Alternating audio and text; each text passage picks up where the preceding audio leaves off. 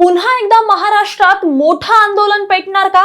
कारण थेट जरांगेंकडून आता सरकारला अंतिम इशारा देण्यात आलाय आणि 29 ऑगस्ट ही तारीख संपूर्ण राज्यासाठी महत्त्वाची ठरणार आहे. मराठा समाजाने मोठ्या संख्येने रस्त्यावर उतरावं असं आवाहन जरांगेंकडून देण्यात आलंय.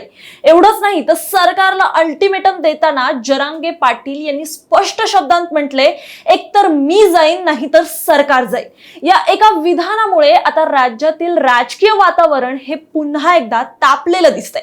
पण नेमकं असं काय घडलं की जरांगे पाटील पुन्हा आंदोलनाच्या मैदानावर उतरणार आहेत? सरकारला 28 ऑगस्ट पर्यंत कोणत्या मागण्या पूर्ण करण्याचा इशारा देण्यात आलाय आणि महत्त्वाचं म्हणजे 29 ऑगस्टला नेमकं काय घडणार हे सगळं काही जाणून घेऊयात सविस्तर या व्हिडिओच्या माध्यमातून. त्यामुळे व्हिडिओ शेवटपर्यंत पहा आणि अजूनही आमच्या चॅनलला जर तुम्ही सबस्क्राईब केलं नसेल तर लगेच करा.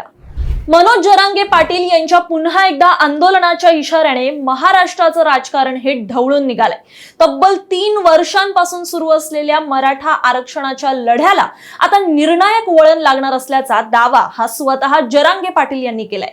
त्यांनी सरकारला थेट अल्टिमेटम देत जाहीर केलंय की 28 ऑगस्ट पर्यंत मराठा समाजाच्या मागण्या मान्य करा, अन्यथा 29 ऑगस्ट पासून राज्यभर मोठं आणि शेवटचं आंदोलन सुरू होईल. एवढंच नाही तर त्यांनी स्पष्ट शब्दांत म्हटलंय की आता शेवटचं लढायचं तुकडाच पाडायचा.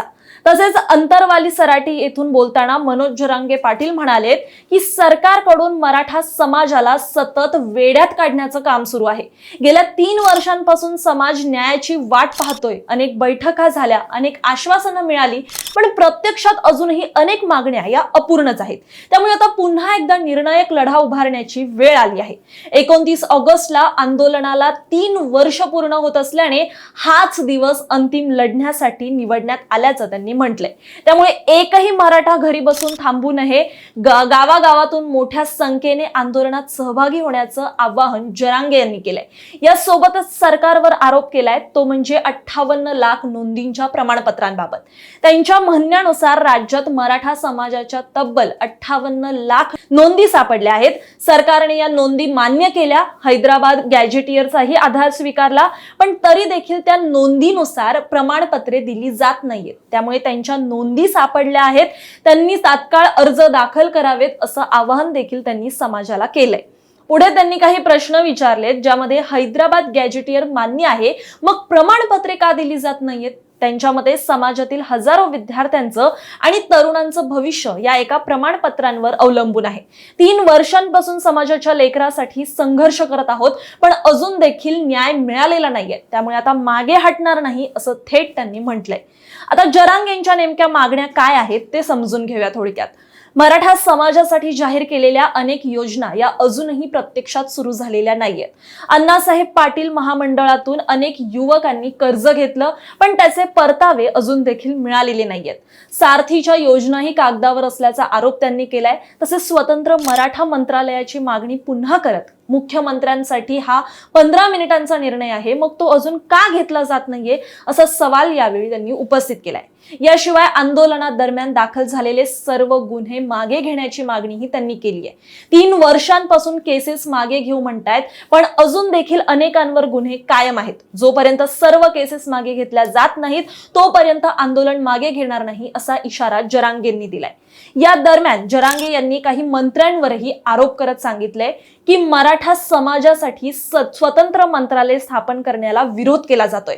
त्यांनी दावा केलाय की योग्य वेळी संबंधित लोकांची नावं देखील जाहीर केली जातील. त्याचबरोबर विद्यार्थ्यांच्या प्रवेश प्रक्रियेतही अनेक अडचणी येत असल्याचा आरोप त्यांनी केलाय आणि मराठा समाजातील तरुणांना न्याय मिळायला हवा अशी भूमिका यावेळी त्यांनी मांडली आहे. तसेच त्यांनी मुख्यमंत्री देवेंद्र फडणवीस यांच्यावरही टीका करत मराठ्यांवरच अन्याय का असा सवाल उपस्थित केलाय. मराठा समाजाच्या मुलांना नोकऱ्या, शिक्षण आणि योजनांचा लाभ मिळण्यात अडथळे येत असल्याचा त्यांनी सांगितलंय. मात्र या सर्व आरोपांवर सरकारकडून काय भूमिका घेतली जाईल हे पाहणं इकडे महत्वाचं ठरणार आहे. आता संपूर्ण राज्याचं लक्ष हे 29 ऑगस्टकडे लागलं आहे. सरकार जरांगे पाटील यांच्या मागण्या मान्य करणार का, की पुन्हा एकदा महाराष्ट्रात मोठं मराठा आरक्षण आंदोलन हे पेटलं जाणार? 28 ऑगस्ट पर्यंत सरकार काय निर्णय घेतं यावर पुढील घडामोडी या अवलंबून असतील. मात्र तुम्हाला काय वाटतं? सरकारच्या आश्वासनांबद्दल काय वाटतं आणि 29 ऑगस्ट बद्दलच्या आंदोलनाबद्दल काय वाटतं? तुमचं मत, तुमच्या प्रतिक्रिया आम्हाला कमेंटमध्ये नक्की सांगा.